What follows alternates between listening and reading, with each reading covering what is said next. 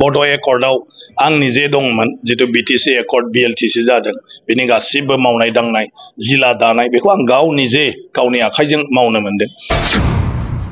मावनांगौ पार्टिजों खोथा गैया पार्टिया मात्र जांख्लाल' आरो बे जांख्लाजों गाखोनानै सहैखांबा बयनोबो हरनांगौ सिलिङाव मोनहैबा गय गोरानखौ बयनोबो हरनांगौ बिटिआर नि रायजोफोरनो जेसेबां होनो थाखाय आसाम सरकार आरो सेन्ट्रेल सरकारा एग्रिमेन्ट खालामदोंमोन होनायनिख्रुइ लांनायासो बांसिन होननानै आं दिनै नोंथांमोननि सिगाङाव बुंदों थिकादारफोरा दिनै बिल होजायाखैब्लाबो सोरबा सोरनिबा फाइलफोरा दिनै पुलिस केस नांनानै दङ बेबायदि खालामजादोंब्लाबो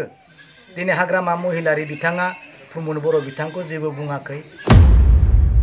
खुलुमबाय लोगोफोर मोननै भिडिअ सफैदों बिश्वजित दैमारि सारनि लोगोसे आरो बिक्रम दैमारिनि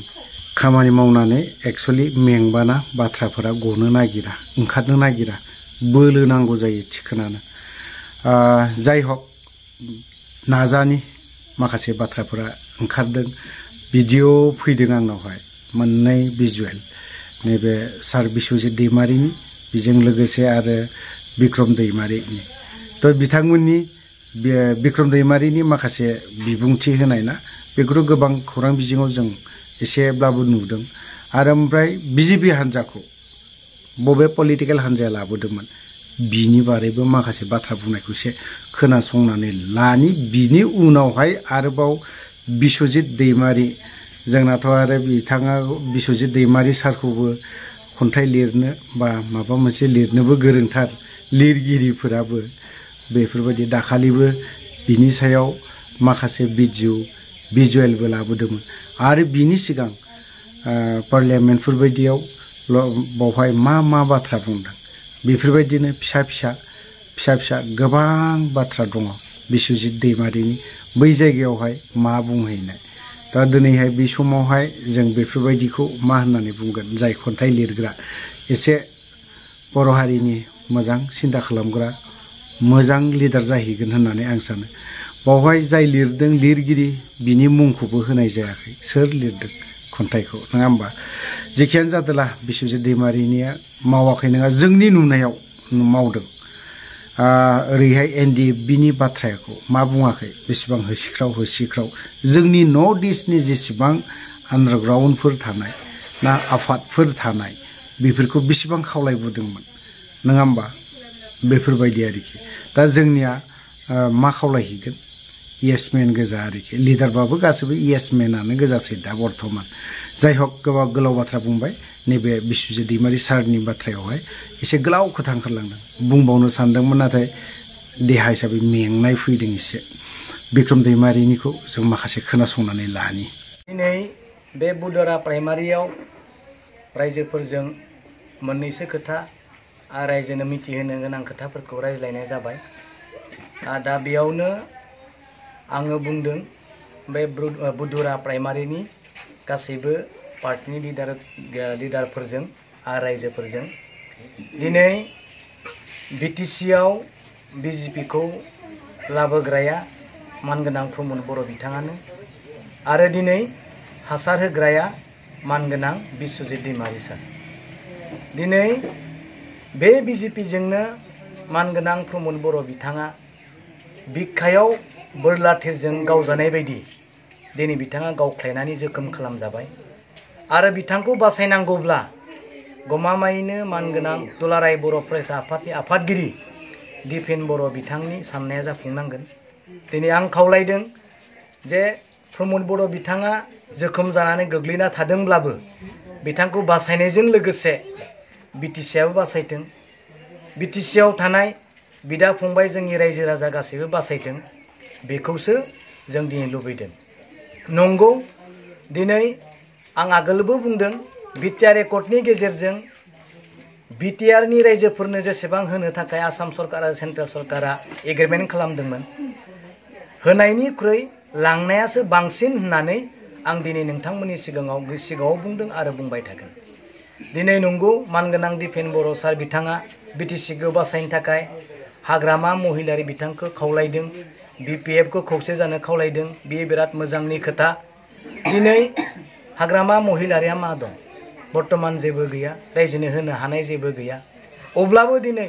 बै समाव मुगैजादोंब्लाबो नासयजादोंब्लाबो अयनाय खालामजादोंब्लाबो पुलिस मिलिटारिजों दिनै अयनाय खालामजादोंब्लाबो बिथांनि मानसिफ्रा सोरबाया जेल जानांदोंब्लाबो एनआईनि दाखिल खालामजादोंब्लाबो सोरबा हमजादोंब्लाबो थिखादारफोरा दिनै बिल होजायाखैब्लाबो सोरबा सोरनिबा फाइलफोरा दिनै पुलिस केस नांनानै दङ बेबायदि खालामजादोंब्लाबो दिनै हाग्रामा महिलारि बिथाङा प्रमद बर' बिथांखौ जेबो बुङाखै जेबो अयनाय खालामाखै गमायनो जुदि दिनै प्रमद बर' बिथाङा गावनो लाबोनाय बिजेपि नि दैदेनगिरिफोरजों बोरलानि थिरजों गावजानाय बायदि जुदि गोग्लैना थामारबायब्ला बिथांखौ बासायनायाव दिनै जोंनि खामानि बिटिसिखौ बासायनाया रायजोनि खामानि बेखौ दिनै जोङो बयबो वेलकाम खालामो दिनै मानगोनां दिपेन बर' सार बिथाङा मानो थाखाय बिटिसिखौ बासायनांगौ होननानै बुंदों प्रमद बर' बिथाङाथ' दिनै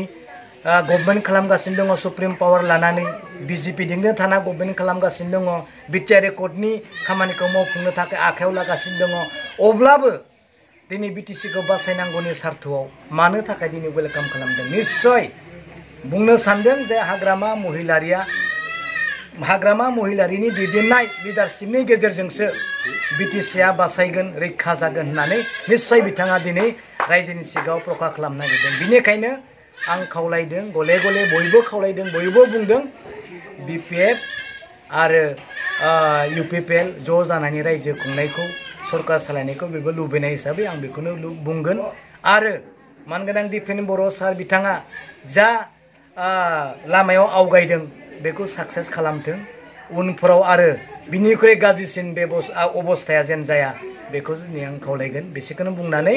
आं दिनै वेलकाम खालामनायजों आं दिनै साबायखर बावदों थेंक इउ होनदों जे बेबायदियानो जेबो गैया आरो आं दिनै राजखान्थियारि भाबै गुदिनिफ्राय 2001 मायथाइयाव आङो एमएलए जानानै जि खामानि मावबाय थादों आं जथेस्थ' सेटिसफेक्सन दं मानो बड' एकर्डआव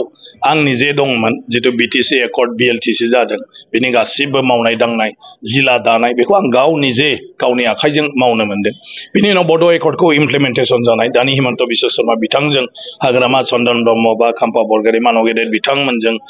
ज' गोरोब होलायनानै खामानि मावनानै दिनैनि बिटिसिखौ सम्पूर्ण इमप्लिमेन्ट खालामदों गतिके बेखौ लानानै आङो गावखौनो गाव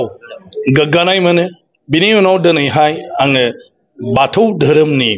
माने नैथि मंगलबारनि बन्दखौ बै समाव सर्बानन्द सन'वालखौ आमिनगावनि माबायाव फैनानै घोषणा खालामहोनो खावलायनानै बिथाङा बेखौ खालामना होदों बेखौ आं दिनै मावफुंनो हादों आयेननि बेलायाव आंखौ